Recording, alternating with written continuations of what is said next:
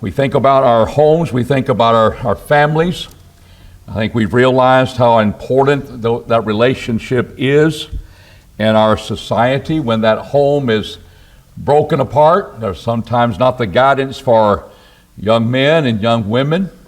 There's the breakup of the sense of belonging, and the children grow up to want to have a belonging with gang activity. We see that a lot in our inner cities and big population of cities. We've seen that a family is just not a place to go home to. It's a teaching center. Those of you who are not homeschooled, you'll realize that in our country. Well, we realize that, well, I send them to public school, but look what they're being taught. Look what they're saying, and you have an opportunity to speak before the school board. And we see all over our country that the home, the family becomes important, not just because COVID drove us together and we're seeing some things that are happening about us, but it's always been a relationship between father, mother, children, husband, wife, brother and sister. And relationships are those that have to be dealt with very carefully, and yet we see the responsibility that the home is just not a place to call home. It's a teaching center. It's a relationship involvement. It's trying to bring everybody together. And when you have a good family and have a good home, that is indeed a blessing for the next generation and for the next generation. And who's going to tell you about how that your family ought to be like? Families are different. There are different circumstances. But God's wisdom, here's the God of the highest who made us. It is so remarkable that we thought we'll get some experts and talk and have a seminar on the family. We sure do need one in our country, in our society. But you have at your fingertips fathers, mothers, husbands, wives, children. You have your fingertips that you can read this. 31 chapters. You can read a chapter a day, and every month you'd read the book of Proverbs. And you could delve into the very mind of God and see what He says about it. So I'm taking a kind of a overall view of the different relationships, the things that can happen in the family, and you see how the Bible says again that the modernity of the Bible is astonishing. It's modern. And you can benefit by putting these things together in your life. The book of Proverbs begins with telling you why it is there in existence. Proverbs 1:45, what's the purpose? To give prudence to the simple. To the young man, knowledge and discretion. To the wise man to increase in knowledge. It has a benefit for a lot of different people at different places in their lives. Young and old, middle age. The wise man he'll increase in knowledge if he pays attention to what he reads. And the man of understanding may attain unto sound counsels. The simple, that's the young person. That's not a slam on your intelligence. It's just a reality of the fact that you are simple. You're not aware of all the circumstances that can happen. Just like a little young infant, he's not, or she is not involved with how traffic can affect you. You don't want to run out there too close to the curb. They don't aware of that. They just want to run. And they have their head down and they're gone.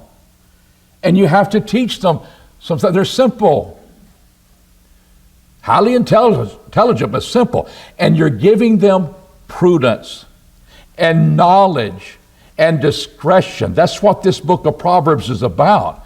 You know what prudence means in the Hebrew? It means nakedness. Whoa, I don't want to be naked. I don't want to talk about that in my family. No, think about this. That you are so smooth, naked, that you can slip through the things of trouble, young man. The things that catch young people off guard and can ruin their life. You're able, with the wisdom of God, to slip through those difficulties. That's what this book is about. It gives you a smoothness to escape the wiles of the devil. And you're not even 12 yet. You're not even 16 yet. You're not 18 yet. And you can have the wisdom of God, and hopefully this is where your parents come in, and they're going to give you this wisdom, and they're going to insist that you delve into it, and they're going to teach that. That's where all these relationships come. But the prudence is there, the knowledge. It's just practical understanding that we live in a moral world, and things are good and things are evil. Not easy and difficult. It's not any political type of thing. They give knowledge of practical information. It's not, I'll be a welder, or I'll be a plumber, I'll be a lawyer. Practical information, for living. No, it's moral in its nature. That's what this book does. It tells you about good and evil. And that's something that many of your neighbors don't even believe exists. What's good? What's evil? Who knows? God knows. And evil comes when you call, that's not just, that's not right. You'll feel evil. And God's Word may say, that's true. But we're being trained when we're young to know not only know between good and evil, but I know what's good and I know what's evil as you grow to maturity. There's not only the prudence and knowledge, but discretion. I'm able to look circumspectly. I realize cars come fast, and maybe I don't need to be running across the street at that moment.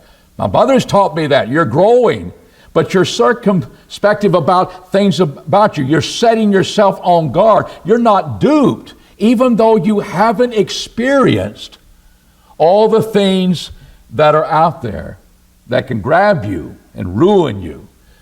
It's all about building your character. And that's what this book is about. And it's very important for young people. It's there for the wise. You just get smarter. You get wiser. You're one that has a deeper counsel about things, not because you've just experienced things, is the fact that you're now growing in God's wisdom. Things you hadn't thought about, things you haven't experienced. You're gaining in that wise counsel that you can give counsel. But mom and dad are there too. They may not have degrees in how children are to be raised. And it's interesting that God says, all right, here's a plan. You get married, and then you go look at this plan and see how they're going to be, the children coming along. He's gave you a book. And we look into that book, and the parents are offering sound counsel. The very first chapter. Listen, fathers and mothers, fathers are to take the lead in their home. That's true. Fathers are the head of their house. That's true. But wisdom is coming from both of them. And in verse 8 and 9, my son, hear the instruction of thy father and ignore your mother. She doesn't know anything. No, this home is united. That's this family. The mother and the father are involved. My son, hear the instruction of the father. Forsake not the law of thy mother. You ever had mothers that lay down the law? Now you know why. Now you know why. And you don't forsake that. And we can realize, well, it'd be wise if both of them be on the same page. That'd be good. And that's always good. That's some wisdom we could talk about. But here's the point, is that both of them are involved in giving sound counsel. And here comes the father, taking the lead. And what we see in the next few verses is to help a young one who has been infatuated with peer pressure. Peer pressure to do something that is wrong. And that is to join the group, and we're going to rob somebody and kill them. There's the evil out there in the world. And the father takes the lead and says, my son, if sinners entice thee, consent thou not. If they say, come with me and let us lay wait for blood, let us look privily for the innocent without cause. They don't deserve for you to kill them. You're going to take their money. We're all going to share it together. Don't go with them, son. Well, I don't know if they're going to do that or not. You don't know what circumstances can arise. But he's telling you, when they tell you to come and they tell you those things, that's not right. That's not something that you need to join in, because here is the wisdom about it. For their feet run to do evil, in verse 16. They make haste to seek blood, for in vain is the net spread for the side of the bird. Young son, you're the bird. No, they're the bird. I'm going to rob them. No, you're the one. These lay wait for their own blood. They lurk privily for their own lives. They did know that. So is all the ways of everyone that is greedy of gain. It taketh away the life of his own thereof. How true that is. This book full of general truths. You may find exceptions here and there. But many a person who wants to belong and doesn't have the sound counsel of the mother, they will, in Los Angeles and New York and other places, they will join gangs. And gangs have their color. Why? Because we want to have a sense of belonging. And it's such a belonging that if you insult one of their mothers and that sort of thing, or you insult the gang, they will come and rise up and kill you. And one of the things they teach them, what would you kill for? And they say all sorts of things. What will you die for? Because what you kill for is what you'll die for. If it's greed, if I want to be a Hitler and I want to conquer Europe, what I will kill for, I will die for. And how true that is. And you're teaching a son real things about life, that maybe the preacher is not there, the elders are not there, it's just mom and dad. And here is the influence around them and their circumspective, and here comes somebody who'll join us. They may not be as upfront as this, but some children say, we're just going to have some fun. It is exciting. We're going to kill them to Sheol. Just kill them alive, and they'll go straight to Sheol, to death, to the grave. It's something kind of exciting to a young person that's simple, intelligent, but not experienced. And where is he getting this sound counsel? I'm not going to even go with them. How many of you experienced that young people want to get you out in a car and you go drinking and get drunk, and you find out later they had a car wreck? Pretty wise not to go with them that night. Because you realize this is not going to be good. And you're learning that wisdom. And that becomes important. In Proverbs 20 and verse 5, counsel in the heart of a man is like deep water, but a man of understanding will draw it out. Counsel in the heart of a man as deep water. That doesn't do anybody any good, except I got counsel now. I'm giving you information. God has given you that. But I tell you, a man of understanding draws the water out. I'm going to use that knowledge. I'm going to use what water is for. I'm drawing it out to be used. Maybe I need to wash. Maybe I need to drink. Maybe I need to water the plants. But if it's just deep counsel, what does it good? See, it's applying it. And mom and dad are teaching you, giving you a way to slip through the problems that can snare you in a net and take your life. And they care enough about you to do that. That's one dynamic of the family occurring right here. And wise counsel comes too. We don't have all night to go through 31 chapters. But young people can be seduced, just like in Proverbs 1. There's the idea of peer pressure, doing things along with the group that is not right. But the life seductions are not just peer pressure to rob and steal and kill. Sometimes it's sexual in nature. And you don't shy away from that when you're mother and father, with your children coming to that age. Proverbs 7 speaks about a man is looking out, the wise man is looking out his window, and he sees one who is simple. Again, they're not unintelligent people. They don't have mental handicaps. They're not simple. They just don't know what they're doing. They're getting close to the door of a woman that is going to seduce them. That's what Proverbs 7 is about. And he gets in contact with her, and she leads him to the sexual morality, and there's ox going to the slaughter. Chapter 6 and verse 32 through 35, we see how unwise that can be, and you didn't know this was going to happen. You're just going by her door, and she begins to talk. She says, "You're the one I've been looking for." All the things that entice your sense of smell, the sense of danger. My husband's not home. He won't be home for a while. Opportunity is there. And you give in to that if you're not careful. But here's something else going to happen. He that committeth adultery with a woman is void of understanding. He doeth it would destroy his own soul. He's not through yet. Wounds and dishonor shall he get, and his reproach shall not be wiped away. You know why? Because there's going to come home a jealous husband, and look out. There's not an amount of money you can pay to kind of cool him down in his rage. For jealousy is the rage of a man, and he will not spare in the day of vengeance, and he will not regard any ransom. Neither will he rest content, though thou givest him many gifts. The sexual immorality of taking another man's wife, or vice versa, is not wise, son. Well, why is that? Well, it destroyed you, but you may be destroyed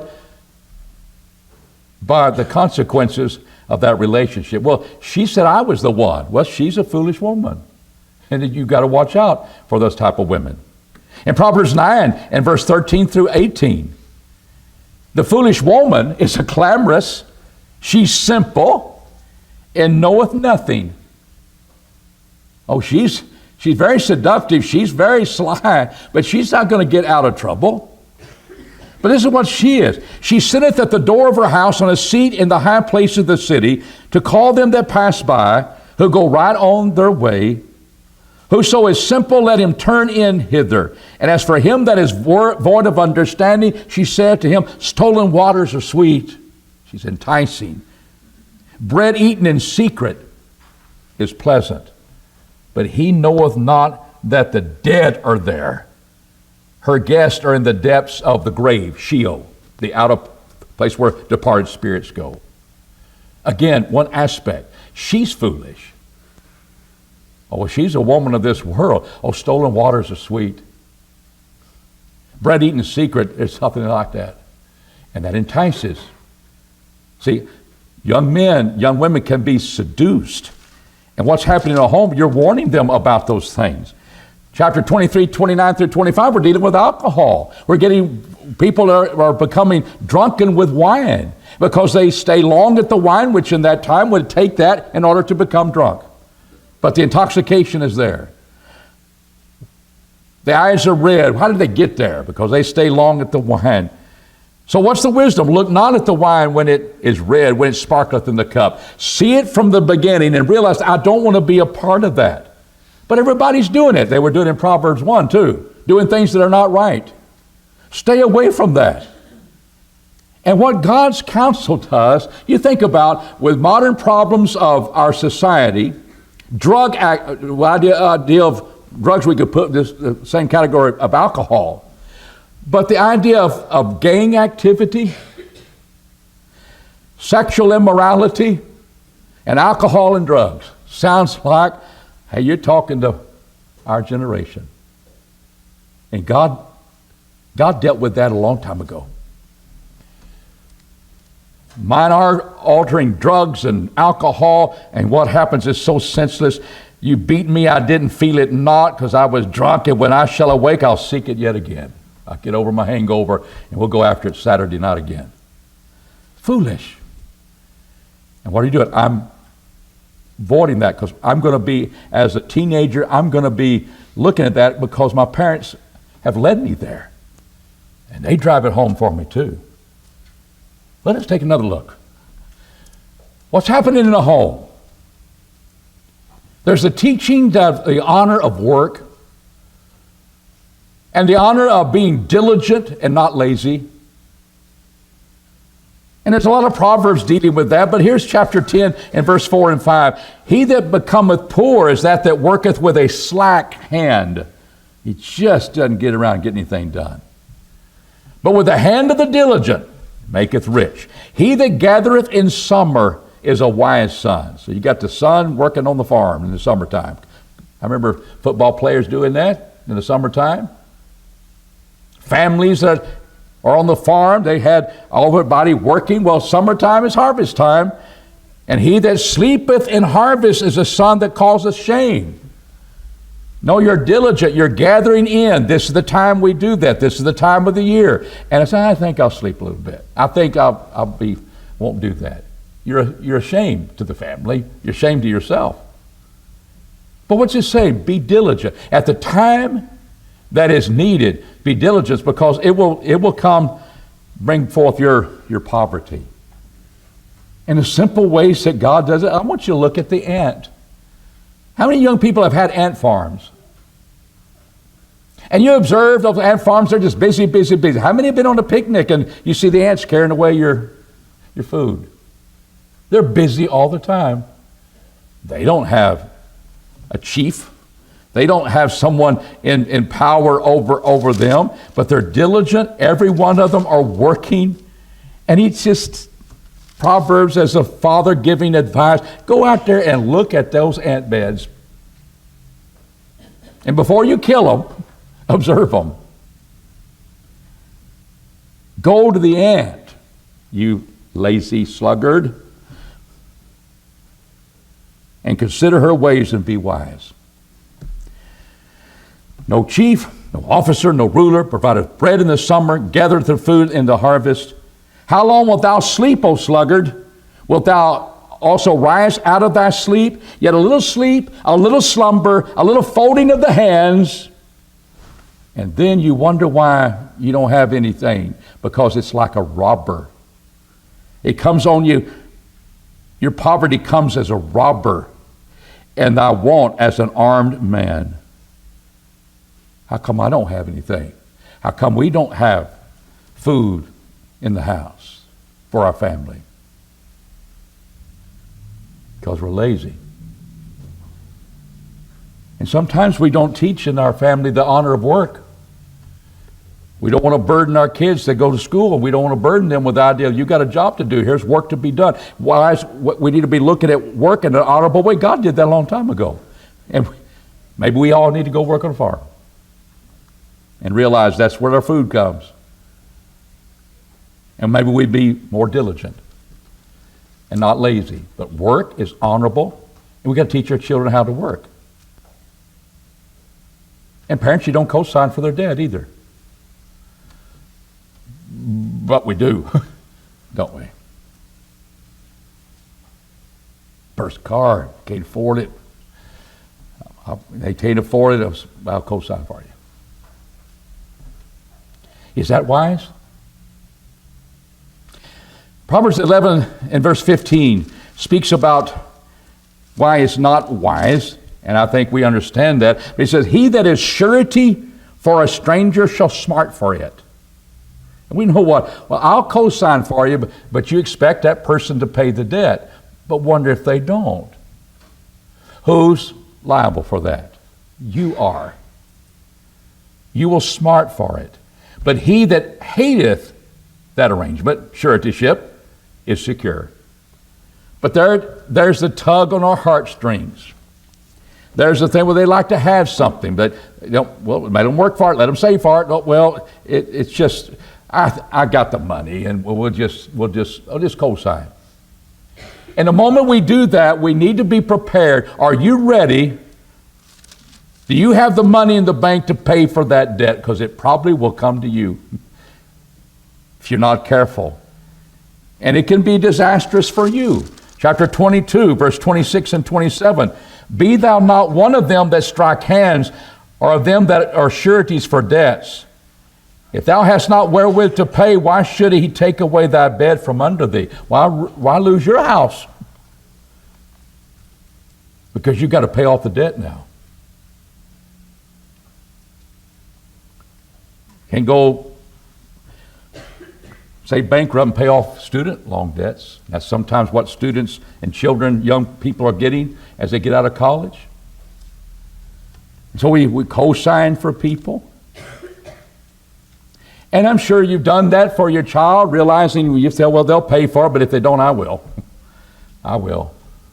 And that's the way your mindset is going to have to be, because that a lot of times is what happens.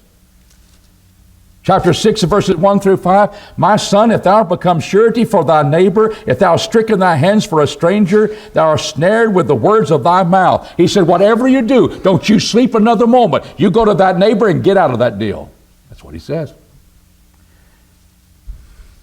Do this now, my son, and deliver thyself, seeing that thou art come into the hand of thy neighbor. Go humble yourself, importune thy neighbor.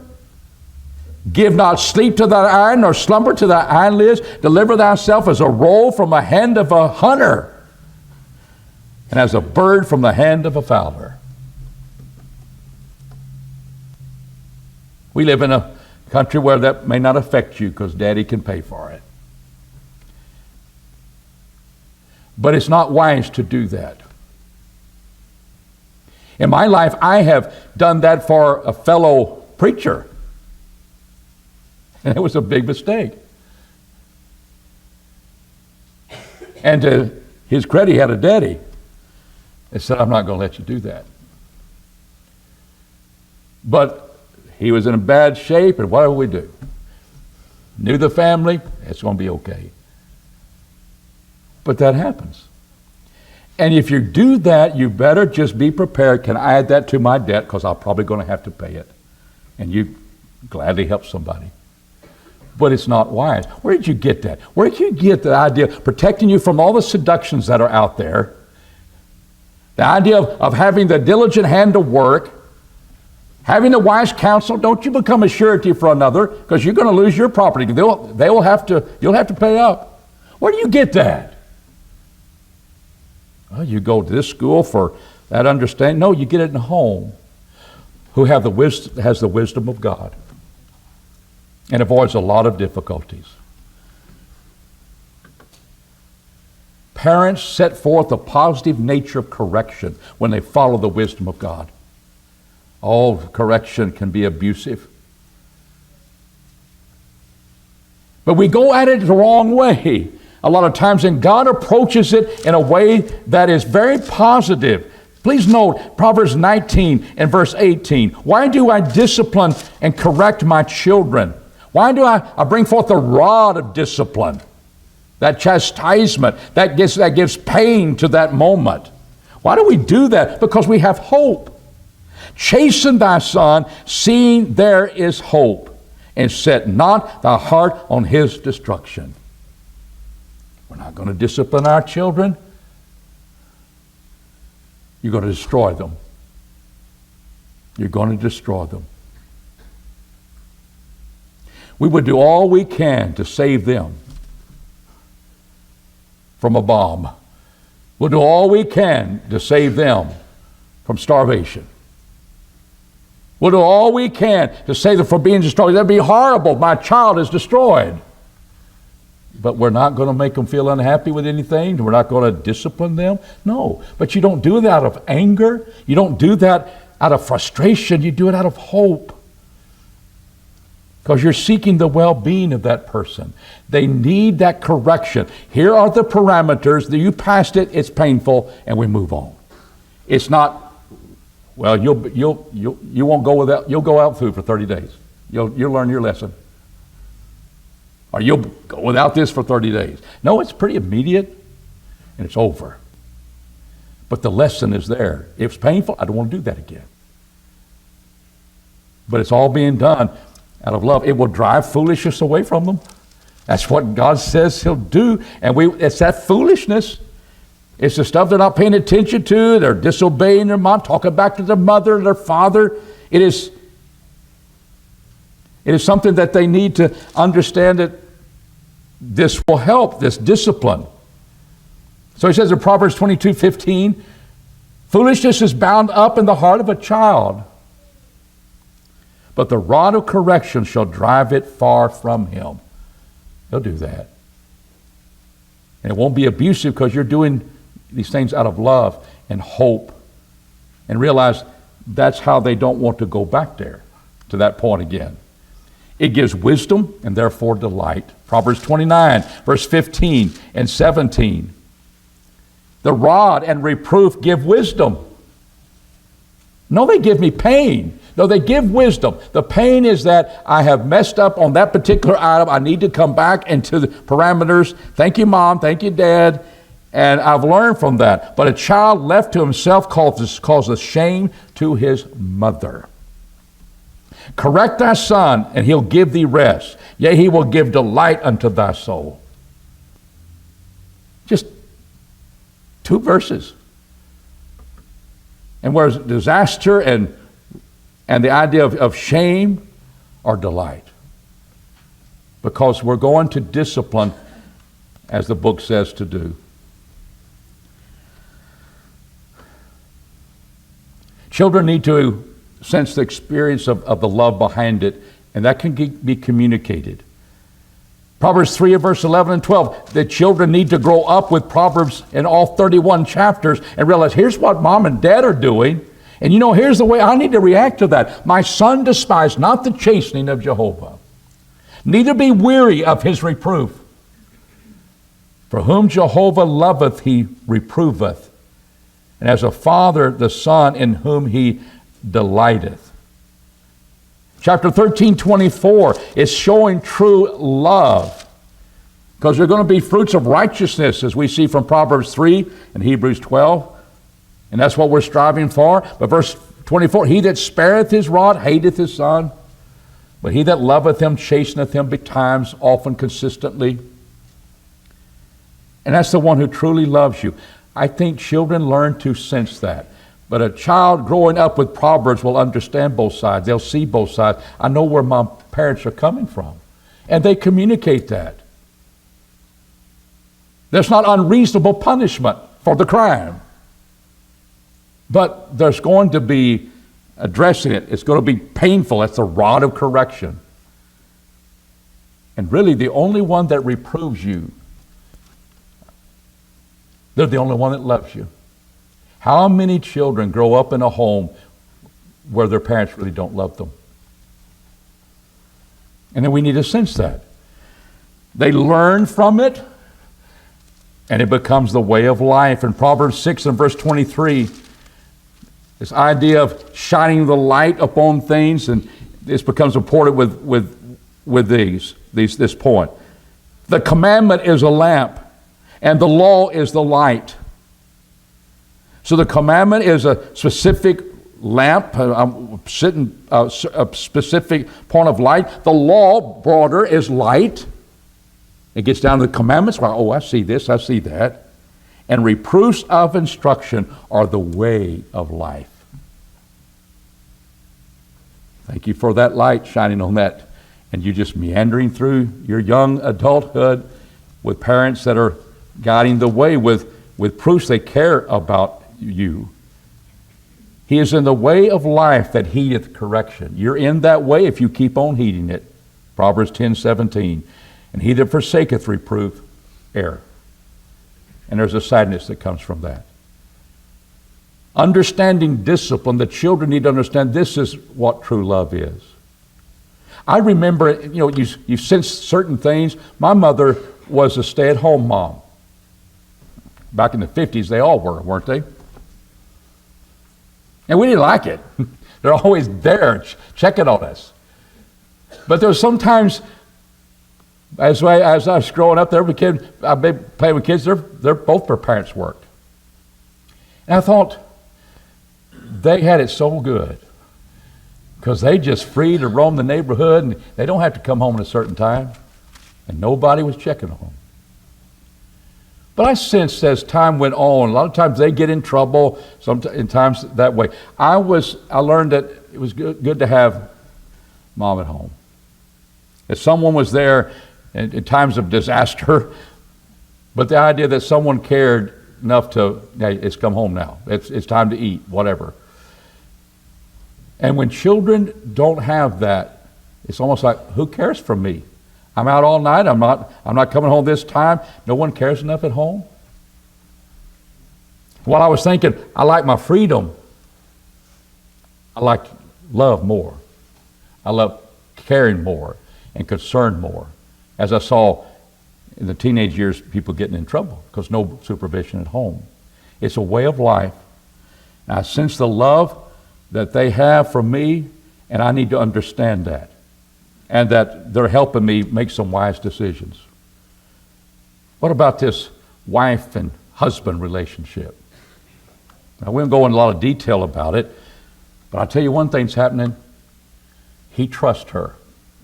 As we look at the worthy woman in Proverbs 31, he trusts her, and he looks good in the gates because of her work at home. Proverbs 31 and verse 11, the heart of her husband trusteth in her, and he shall have no lack of gain. Verse 23, her husband is known in the gates when he sitteth among the elders of the land. Maybe she's sewn him a new suit. I don't know. But he's known. His relationship with her is such that he's known because of her work and because of her character. He can trust her as he sits in the gates, ruling the people, giving the wisdom that he has. That's what's occurring. That's a dynamic that happens in chapter 12 and verse 4. A worthy woman is the crown of her husband, but she that maketh ashamed is as rottenness in his bones. The crown, glorious crown, that's what a wife is. A worthy woman is the crown of her husband. But that relationship can be bad as well. And so you have a worthy woman. She's learning what that is like. In that context, she worked night and day. She was one that made clothes for their family. They didn't have to worry about the cold weather coming. And he set good in the gates. He was known because she had a part in that. And we begin to realize that he trusts her. Do you know a lot of husbands and wives don't trust each other? And that's sad. That's just a dynamic that happens when people are striving to be godly. That they'll be chaste, and they will not be the foolish woman. They will not be slack-handed. They will be working hard. They'll be doing their job. The husband will be doing his job. It's a horrible thing when you can't trust one another. But here's what happens among godly people. And God has the best way to have your family. That he can trust her. That is a wonderful thing to have. And it is painful when you don't. It's painful. What do the children do? They rise up and they call her blessed. They're thankful for their mom. 28, 29, her children rise up and call her blessed. Her husband chimes in also, and he praiseth her, saying, many daughters have done worthily. Got many daughters out here, but you excellest them all. I say he better say that when he's talking about some other women. You excel them all. Those are my daughters. You, my wife, excel them all. And women have a lot to do with the home. As this woman is a worthy woman working and focusing in upon the home, every wise woman, chapter 14 and verse 1, every wise woman buildeth her house, but the foolish plucketh it down with her own hands. We think about the husband being the head and head of the family. That's true. But here is the worthy woman. She can tear it down with her own hands. Remember in Titus, when he says the older women, you teach the younger women, did he tell them that love your husbands and love your children? And that word is phileo, meaning sense of belonging. A lot of the marriages were fixed a long time ago when they were young, and they didn't love one another. They had to learn to realize we belong. And God will bring those types of people together. You belong. This family is going to feel like we belong to one another. And when that's not there, a wife can tear that down. A mother can tear that down and pluck it down. But it's not, all the parties are there. And they're praising their mom. He's praising his wife. He trusts his wife. She's busy working around in the home. And yet she's buying fields and selling her goods and making sure the food is there. It's just a beautiful picture, isn't it? And that can be your home. That could be my home. And that's what we ought to strive for. And just putting together God's wisdom, how we ought to relate to one another. We could say more about that, but I'll close.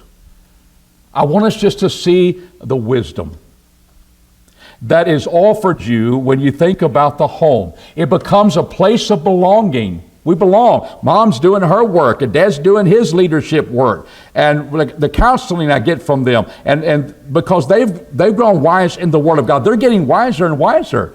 But you're learning you're learning to avoid a lot of heartaches and problems. It's a place of belonging, that here we truly belong. We trust one another. We love one another. It's a place of learning. But here's a word that when you stand back and look at the family that's growing in the book of Proverbs, that are living that life, showing love and discipline, all those things, hopeful people. You say, that family, and their kids are working. They're busy in doing things. You see all those dynamic things happen. And you say, that's dignified. That's honorable. And it's amazing how many times you see in the Bible of characters working, going about their business. I see that in the book of Ruth. When you got the master of the field addressing his people in the field, God be with you. And they say, I'll be with you too. Boss and workers have that positive attitude about God with you. And when you get through, they're sharing that with a lady that didn't have a lot, and she's picking up the things that were left over, and they're sharing and helping the poor, and all those things. That book is a book of dignity. When you get through reading it, all the characters are dignified. Because why? They have the character of godly wisdom, and they're manifesting in their life. It's dignity and it's honor. And all of that's happening because we're profiting from God's wisdom. He's God. Why wouldn't he? I am God, I am Jehovah, and no one else is like me. What do you do for us, God? I know the end from the beginning. And nobody does that. Only God can do that. Do you know the end from the beginning? You know where things work out, so you know where the wise way to go at the beginning? I believe our world needs some people like that. Figure out how we end a war. How do you get there? God knows the end from the beginning, and you're tapping into that mind. That's why you don't go with them when they think they're going to have a lot of fun and a little mischief. You don't be seduced by a woman whose husband is away and she thinks you're the most important thing in the world. She makes you think that. How you don't get carried away with that and go as an ox goes to the slaughter. When you don't give in and say, well, I'll just be a little lazy today. And you find out you're waking up in poverty. Those are consequences. And I don't know about those yet when I'm young. Your parents do, because they've been feeding their minds on Proverbs. And when those things happen, this old book can present wisdom to you. I know where it ends, so this is the wise way to begin, so you could avoid a lot of problems. And what happens is that the character that you are manifesting, because you have been disciplined, you know good and you know evil. You know what is good and wise to do. What you're doing, you're creating a family that's just full of dignity, that which should be honored, because you're profiting by not just saying, hey, we got a lot of water of counsel today. No, you took a cup They bailed it out. There's your wisdom. You bail it out. That's what a people of understanding do. Put these things into practice. And I think you'll have a great home. And God has provided that for us. This evening, if you're not a Christian, I want to encourage you to become one. It's an Old Testament book. It deals with a lot of wise ways to live life. We read the book of Ecclesiastes, it's life under the sun. But I want to encourage you to have life in the Son, Jesus Christ. Because He's the one that died for you and raised for your justification. You can live in a good family and never become a Christian. Because you have to make that decision. I want to encourage you. The wise thing to do is to get prepared to meet God, but to live a life. We talked about praying tonight. I want to be like Jesus. You can't be any. That's the greatest thing you could ever be, like Him. Why not put Him on in baptism tonight? We're here to assist you. If we can help you in any way, come as we stand and as we sing.